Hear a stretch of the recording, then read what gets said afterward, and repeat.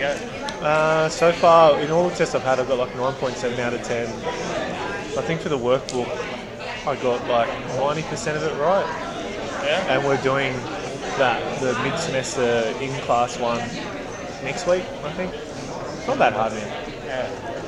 Nah, it's good. I'm lucky I did functional though. Like I'm saying, there's heaps of stuff that's quite difficult though, but majority of it isn't too bad. Pete fucking loves it. Yeah, I do. I love it. You're lucky. It was only like an hour last week. Oh really? It was heaps of revision, wasn't it? Yeah, and he explained a few things, but yeah, it was pretty. He's got a big ding dong. Who is that guy? Who keeps saying that? My name's Michael Toscano. I like little boys. How did you go in? What did you get in this? Credit? Not very good. Biomechanics is definitely a hard unit for me. Yeah, exactly.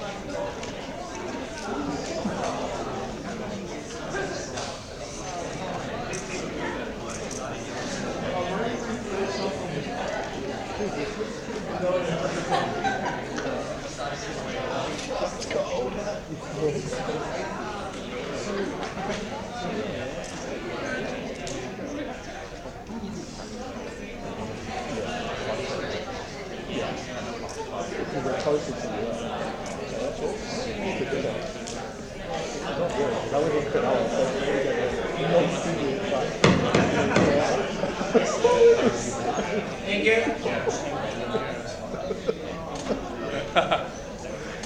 Oh shit. Too much going.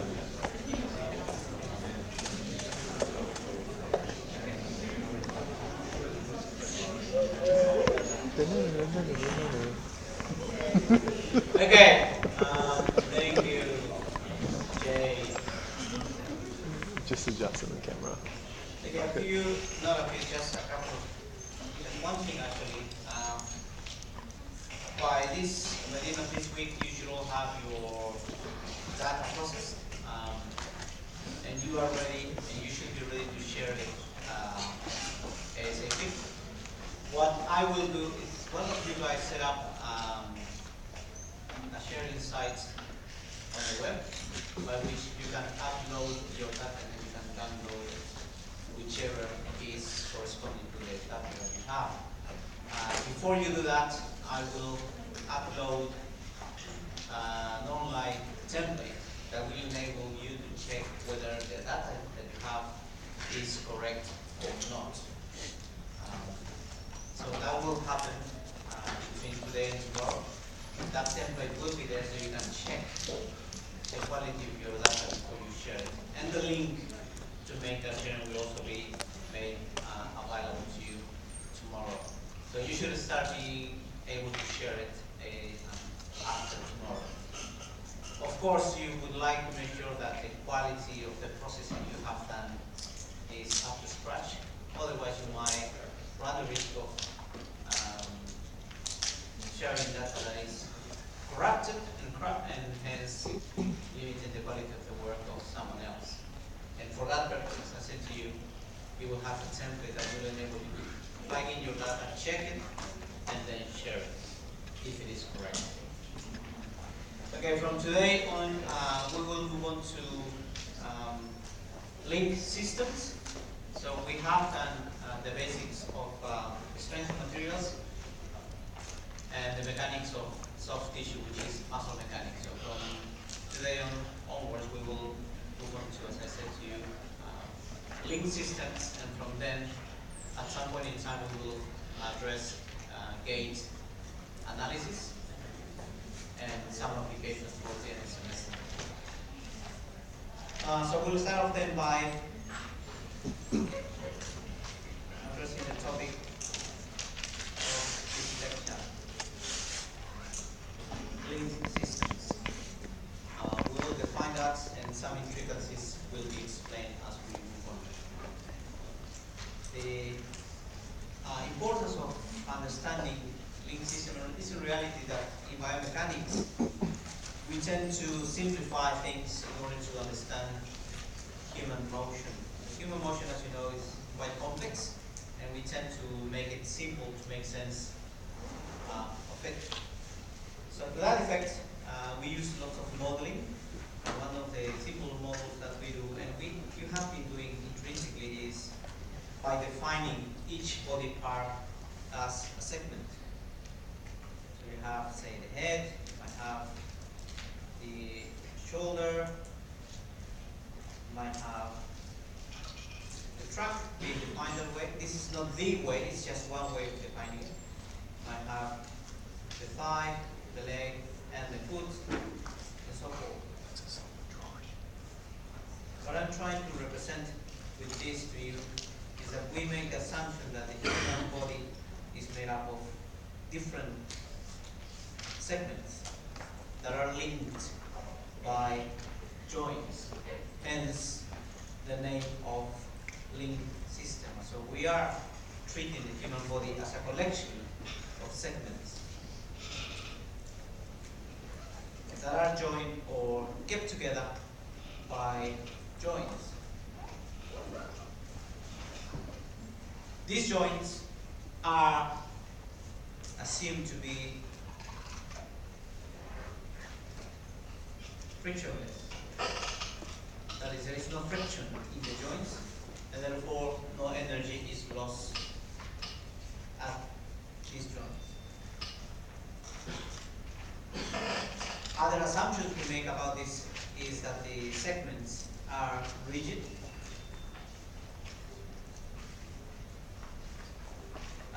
segments, and for greater simplicity we make the assumption that these segments are sometimes massless, that is, they don't have a mass. Massless segments, or if they do have a mass, this mass is evenly distributed throughout the segment. Again, we make these assumptions in order to make the analysis of this simpler. Once we understand how that works, we can make this a bit more complex and real-like. But that comes a bit later. So first of all, we need to understand how this link system operates.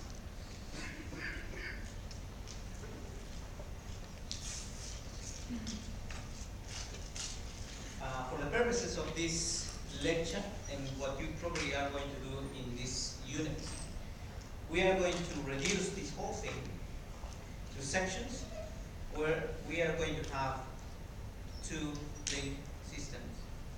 So that is what we are going to deal with first, and use these two link systems to explain some of the definitions that we are going to have.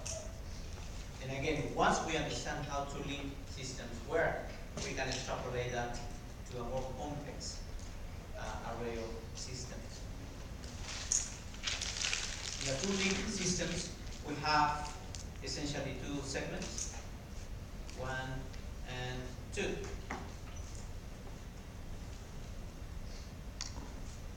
The first thing we call, or we say, is that this segment, we will call it proximal segment.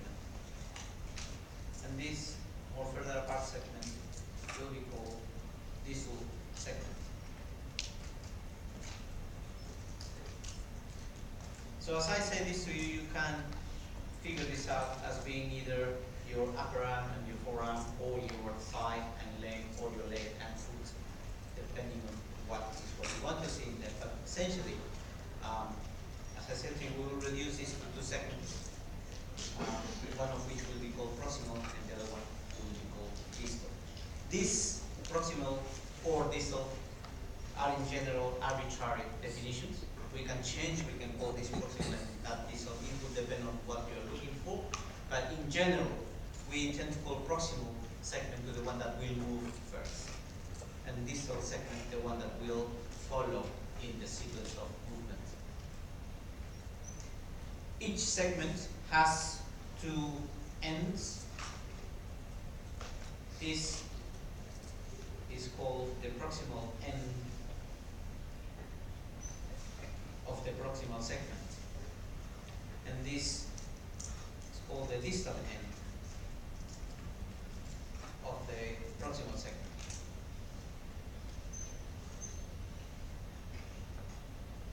the second, or for the distal segment, we call this the proximal end, and this the distal end of the distal segment.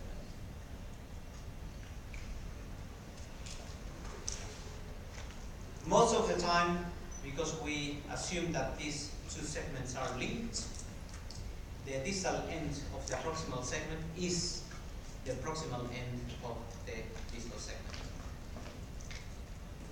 So this is that. Such that we could have three ends. Again, proximal, distal,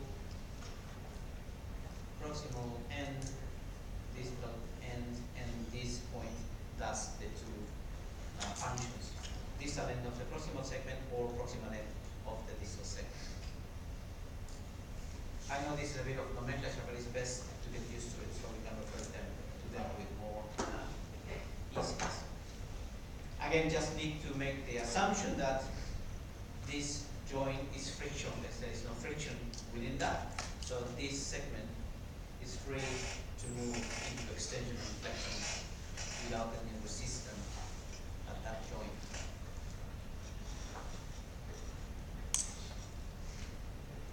Okay, so let's move on from this simple definition and to make more definitions out of this. One is this, a closed kinetic link. Closed kinetic link, CKL, is the one that has the proximal end of the proximal segment fixed to an end, so it's fixed, it does not have freedom to move. And distal end is also fixed. So it is a closed kinetic link.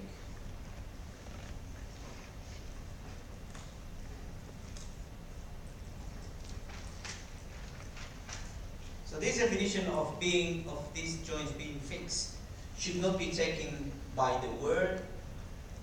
There is movement on these ends, but this motion is restricted by something. So it's not that they can't move, it's just that the motion of these two ends is restricted by something else. So just be a bit more flexible with that understanding.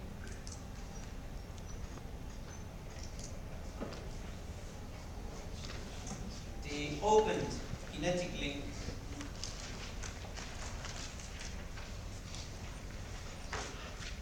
on the contrary has only the motion of the proximal segment, end of the proximal segment constrained, but the distal end is free to move.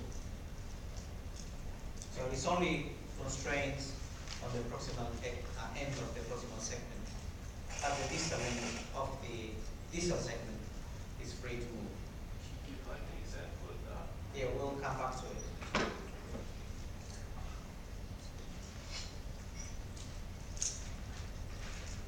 With the open kinetic link, can it be restricted over this the one on the proximal? Can it be like reverse? Yeah, it could be.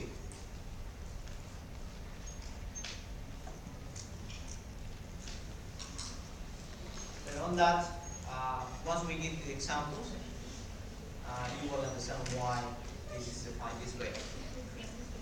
Example of a closed kinetic link.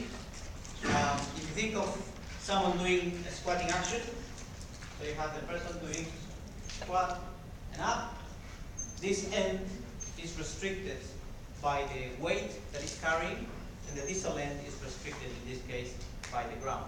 So in that case, that makes it a closed kinetic link. And you can think of many other examples of that nature. where the distal end has its motion restricted by something. Cycling would be an example of a closed kinetic link, because the foot is always in contact with the pedal, and its motion, the motion of the foot is dictated by the motion of the pedal. So it's not free to move at will. If you have a leg press machine, again, that is a closed kinetic link representation where the foot is linked, its motion is constrained to that of the platform it is pushing on. Think of a pushing up action, the same thing. The distal end of the distal segment has its motion restricted by the ground, and the proximal end motion is limited by the weight it is carrying, and so forth. So, in general, you will find lots of examples of ADLs, activities of daily living, that are performed in a closed kinetic link fashion. Examples of an open kinetic link are typically those of swinging-like or whipping-like actions. So throwing, where the hand is free to move, you decide where the hand goes, is an example of an open kinetic link. Kicking, again, is an example of an open kinetic link, given the back and forward swing of it. Again, whenever the distal end is free to move at will, we define that as an open kinetic link. So there are, you can think of plenty of examples for each of those.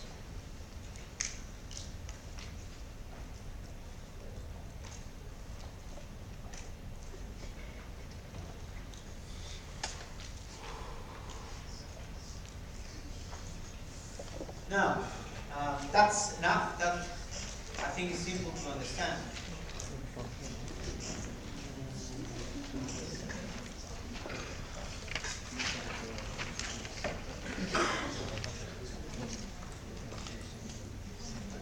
Okay.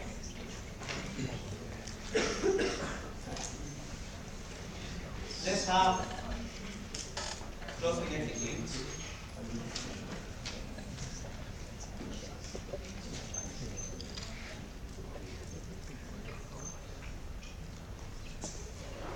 Some features of closed kinetic link actions.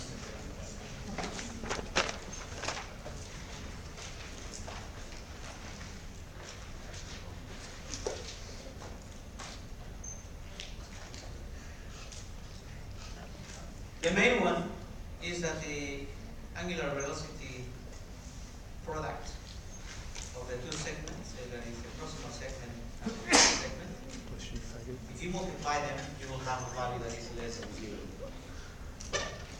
Always.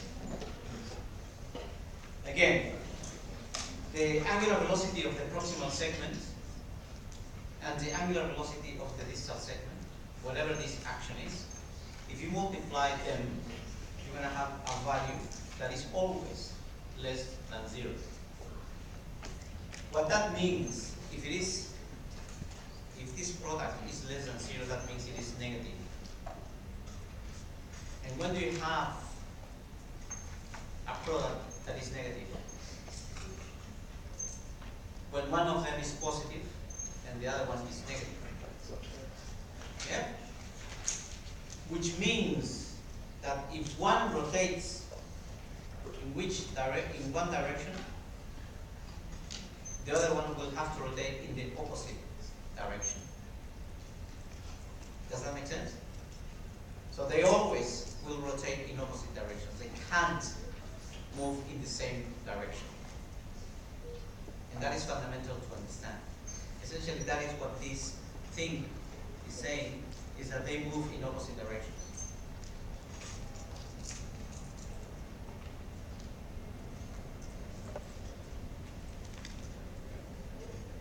That's the motion on each segment is opposite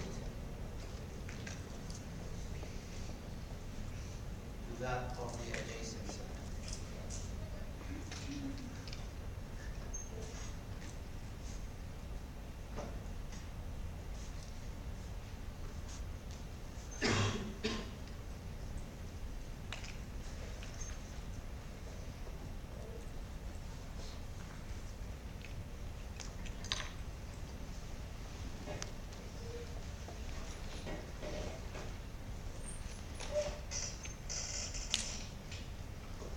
So if they move in both in opposite directions, the end effects are or is the linear translation of the distal end, either closing in or thrusting out.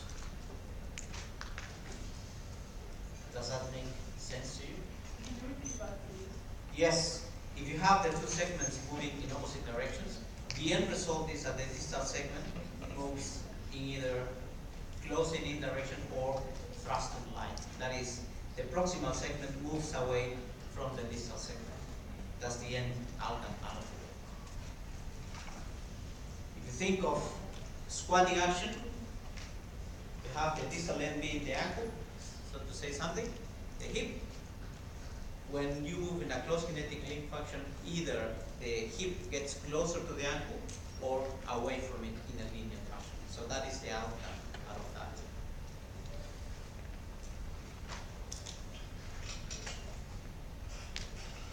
And you could say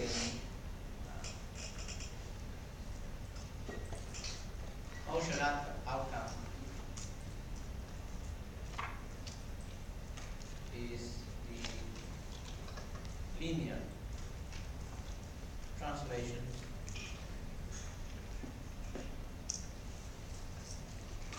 between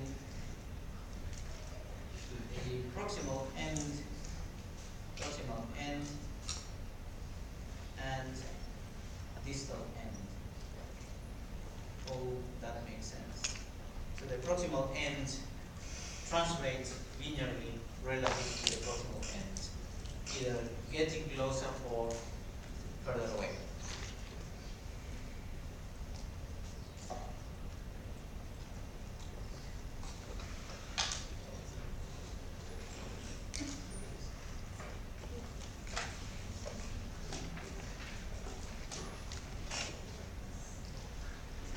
Because of this, we say that the joint actions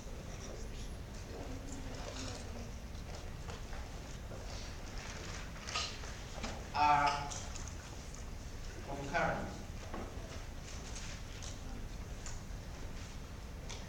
That is, they all flex or extend.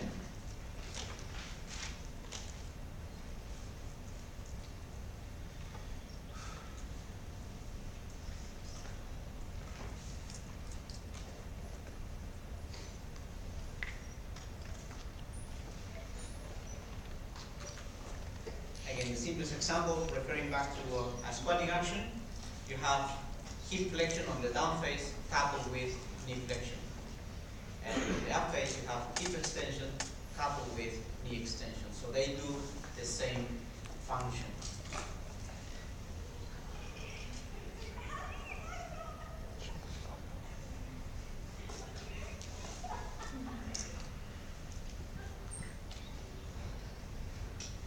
Okay. We'll come back to these definitions of it later. In the case of the open kinetic link, OKL, since the distal end is free to move, it can actually move either way without affecting the motion of the proximal segment.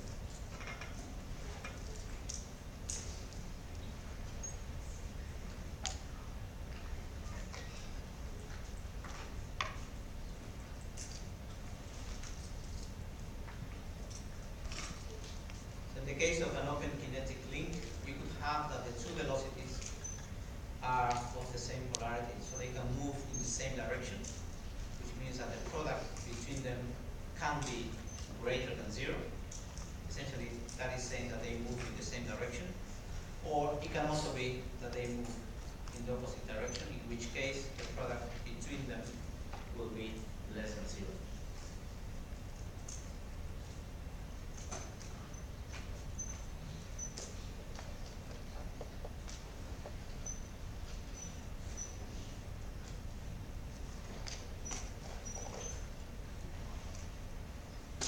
So that means that the motions on each segment are free. So each segment free to move in any direction.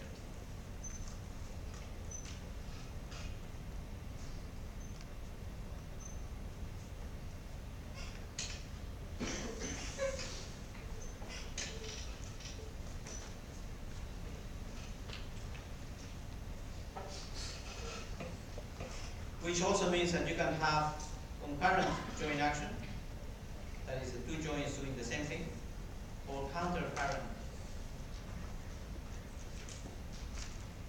joint action, which means that the two joints could be doing opposite actions. So one joint might be flexing, while the other joint is extending, and the opposite.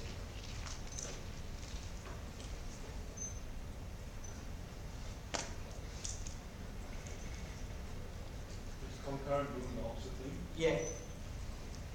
Now concurrent is doing the same thing, counter-current is doing the opposite.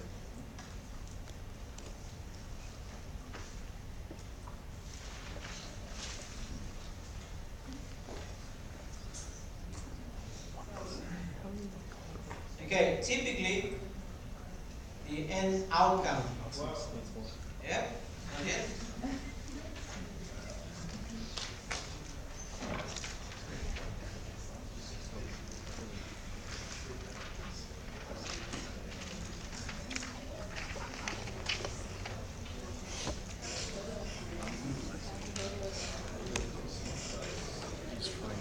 Okay. Yeah, no way.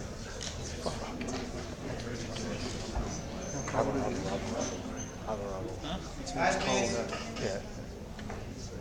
Typically, the outcome measure of open kinetic link actions is the tangential velocity of the distal end of the distal segment.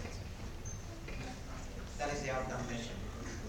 You might want to think of this as throwing or kicking. So what counts is the tangential velocity of the distal segment, of the distal end of the distal segment.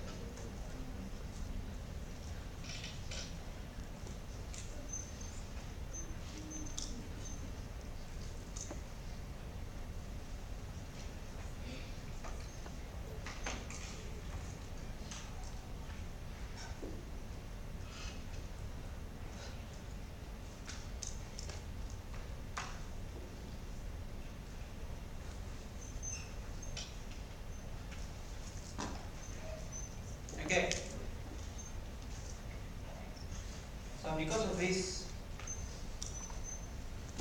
the main difference between the open kinetic link and closed kinetic link when performed at maximum force output is that the closed kinetic link produces more power, that is force and velocity, while the open kinetic link produces more velocity. It's only velocity, or mainly velocity, I should say.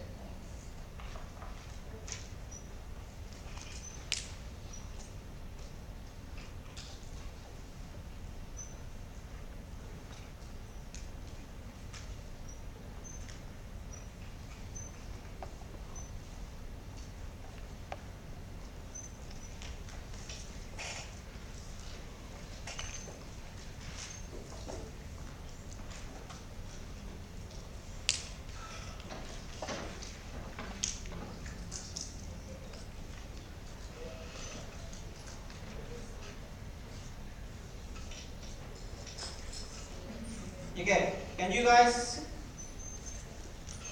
if you want to talk among yourselves for a bit,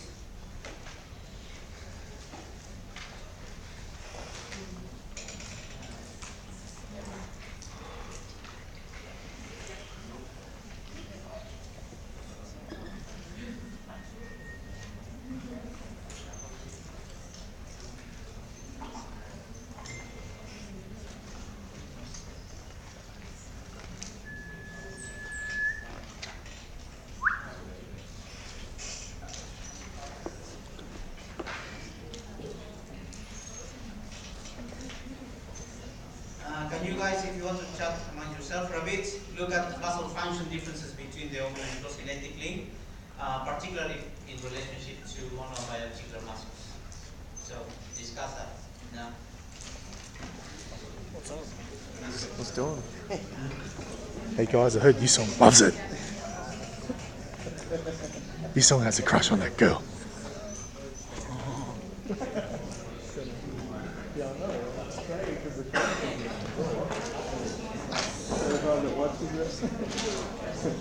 Hey. Huh? Oh. Ross, give us a gunshot. Oh shit.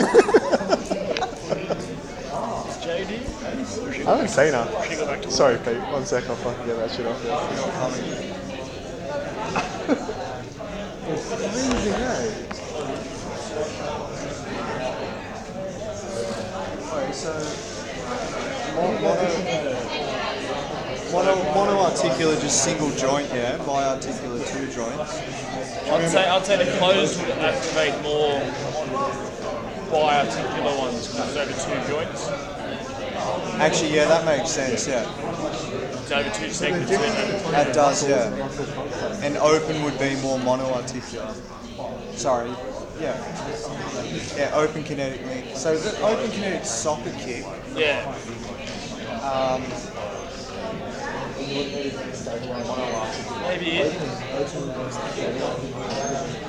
Maybe mono would be with the closed because it's more power and it's all the bigger part of it. Yeah. I've got absolutely nothing. I just said it. Ross is really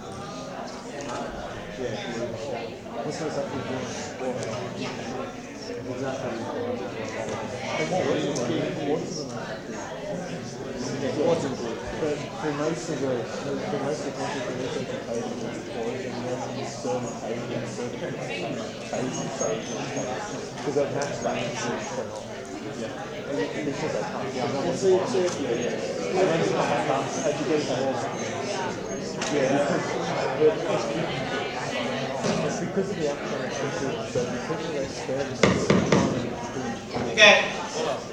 Thank you. I guess if you're checking your iPhone, you're not talking about this, so there's no point of investing more time doing that. Okay, nice place. In a closed kinetic link, say the squat, you have that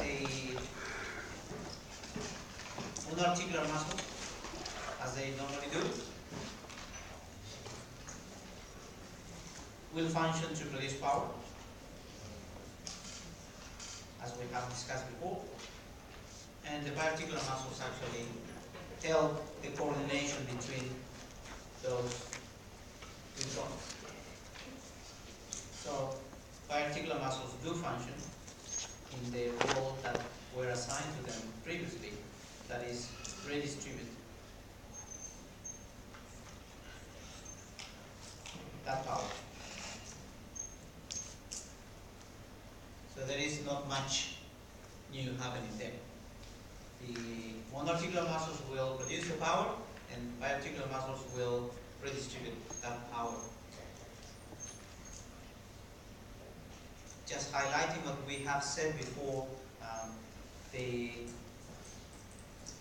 strain, the mechanical strain on biarticular muscles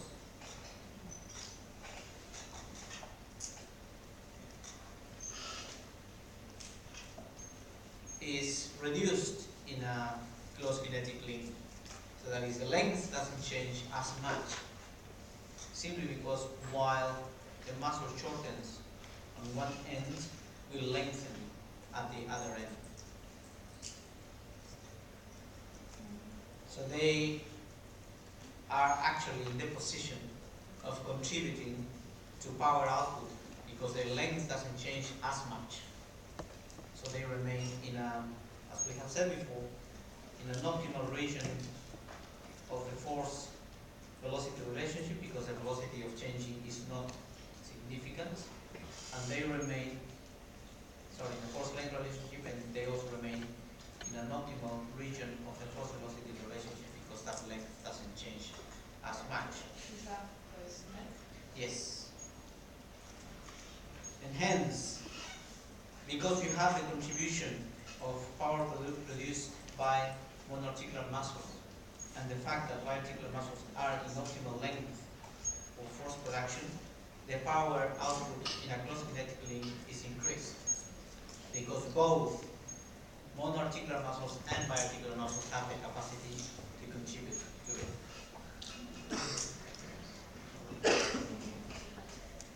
In an open kinetic link, what you have is that monoarticular muscles, again, say let's have the example of a kick. We have hip flexion coupled with knee extension. The monoarticular muscles do produce power, as the only thing they do. And biarticular muscles really function like any other monoarticular muscles. They don't have the ability to coordinate joint action as much in an open kinetic link. So they function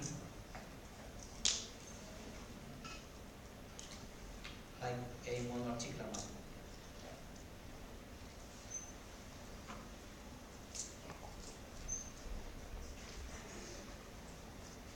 What happens at that point in time is that, say, if you think of the rectus femoris, it's shortening at the hip, it's shortening at the knee, that is the length of the muscle is changing significantly, which will hypothetically place the muscle functioning on this range where they produce less force. They are shortening. And because they are shortening, the shortening velocity increases. And if you place them in the context of a force-velocity relationship, they might be operating on this region where they produce less force. So they are at a weaker stage during open kinetic link, which in turn explains the high rate of injury to biarticular muscles in non-contact situations, which typically happens in an open kinetic link fashion, say sprinting, say kicking in AFL or soccer, or ballet dancing, because there is a high incidence of hamstrings injury for those athletes too. And because the biarticular muscles are in a weaker region, they contribute less to the power output. And that explains why there is less power in an open kinetic link compared to a closed kinetic link action. However, and as we have said before, since these muscles tend to have longer muscle fibers, longer collection of sarcomeres, and they will shorten the full range, the shortening velocity of this increases, which means that they can contribute to the velocity of the action. That explains in part that the open kinetic link actions are fast. So while closed kinetic link actions are more powerful, open kinetic link actions are faster. Think of kicking, the motion of the leg is faster than that of a jumping action, but you don't produce as much power as you do when you jump. So that's essentially what I wanted to put to you.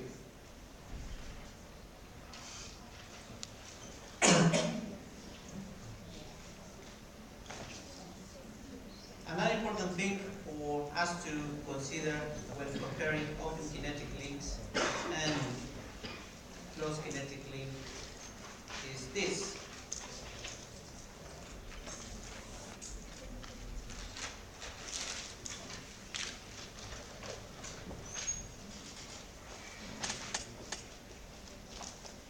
In a closed kinetic link, such as the one we have here, the axis of rotation for each end varies compared to an open kinetic link. In an open kinetic link, the proximal segment can rotate either way. Its axis of rotation is its proximal end. It rotates about that point.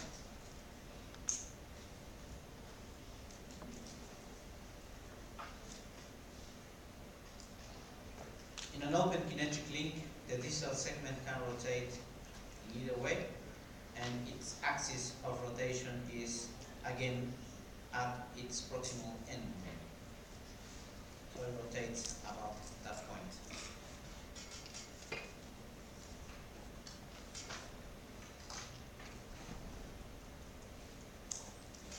In a closed kinetic link, that doesn't happen. In a closed kinetic link, the proximal end can rotate, and does rotate about its proximal end, but the distal end rotates about its distal end.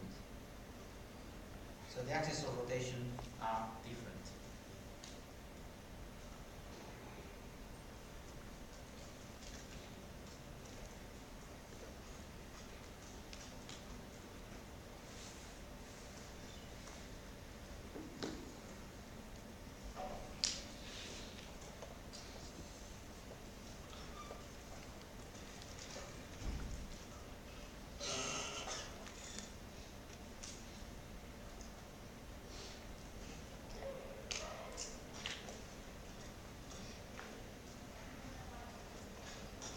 Okay, something else on this. I know you are very excited. Let's keep this going. When you have a closed kinetic link, I would like you to think about this. Say you have two segments, and just to make it easy on us and on you to make correlations,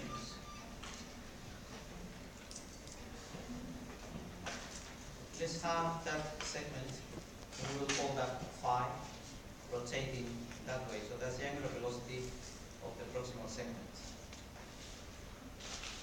And as we have said before, the distal segment will have to move in the opposite direction. So let's call this angular velocity of the distal segment, or you might want to think of that as the angular velocity of the leg, if you think of this as a hip, knee, and ankle. And I will insist of you guys having a crack at thinking about this.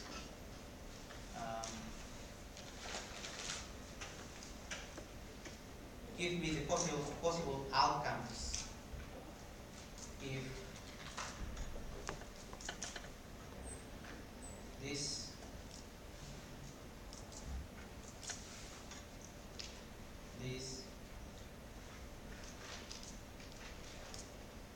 and that are the case. So you have three possible scenarios, and we think of the angular velocities of them varying in magnitude, and have a think as to what would happen if each of these are possibilities. What would happen if one happens, what happens if two happens, and what happens if three occurs as an outcome of this linear system.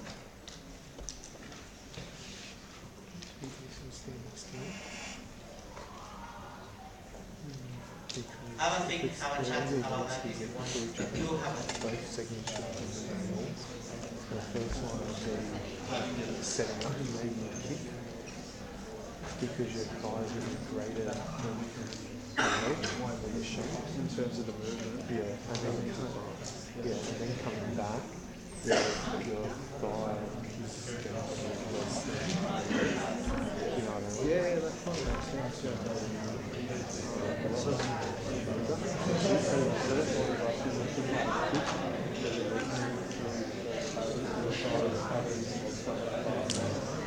What do you reckon? I reckon the middle one would be more control. Be more what? Control. Yeah. And the other one's just run quicker.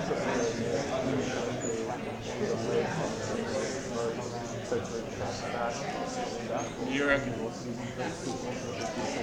It's talking about the thigh and the shank. That's how I'm trying to break it down.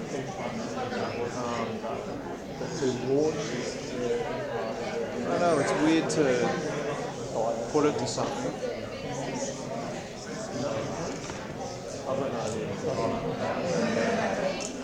What do you reckon? These secrets look cute. Really nice.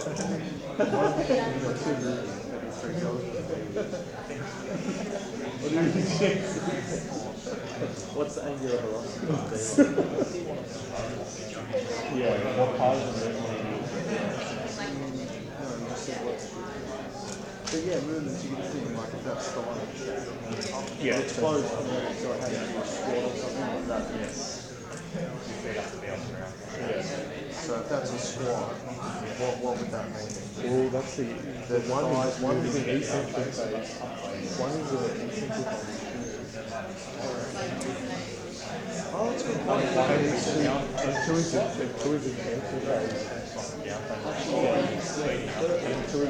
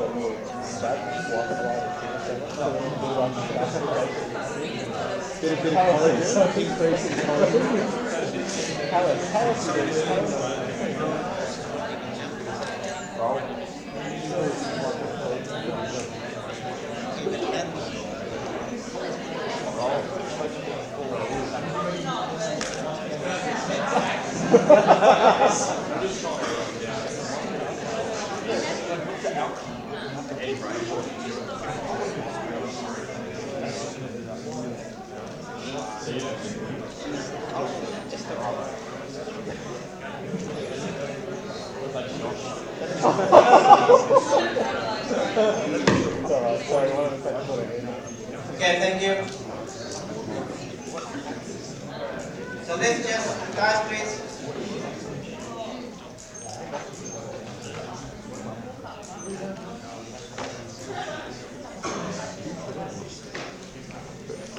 Thank you. Yes. So they're not either both moving in or both moving out. It's like, because wouldn't you just spin around? No, they are linked. The suggestion was we think of that's the hip, that's the knee, that's your ankle. Yeah, so you're saying, those arrows, you're saying the segments are both moving clockwise. This is moving clockwise, this is moving anti-clockwise. Okay. It's like going up. Clockwise will be going down.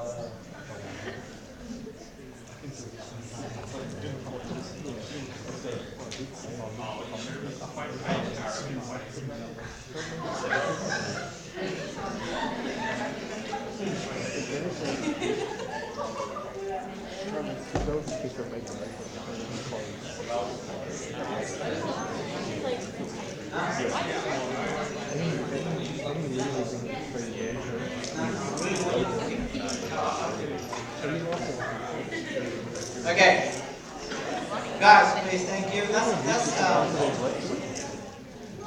That's good. Okay, the simplest is this. If the two segments have the same angular velocity but in opposite direction, so the person will be probably moving in a squatting action say, going up. Yep, the thigh rotates forward, the leg rotates backwards with the same velocity, so the center of mass will be moving in a perfectly vertical line because they rotate at the same rate. Yep, if you want to make it a bit more daring, then you must say, well, this is a vertical jump. So the angular velocity of the thigh and the angular velocity of the leg going in the opposite direction are the same, therefore the end result will be a vertical jump. What happens when you have that the angular velocity of the proximal segment, that is of the thigh, is greater than the angular velocity of the distal? That means that there will be more angle covered going forward than angle going backwards, which means that that will probably end up being broad forward jump. So the person will end up jumping forward.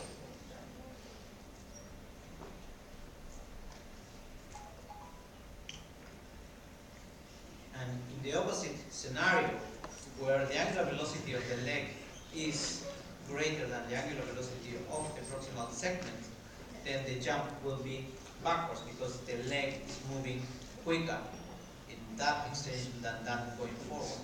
So the jump will be a backwards jump.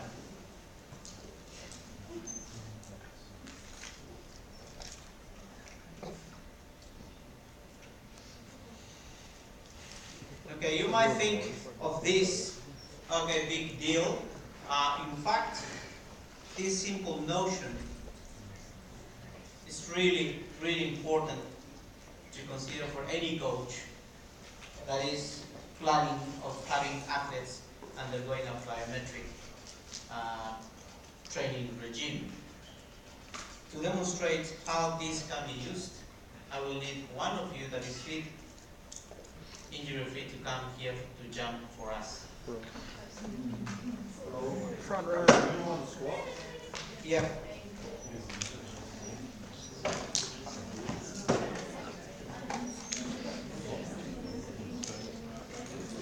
Thank you. So the middle one was squat. Two. Yeah, so squat. Okay. So just setting up the other One of the things that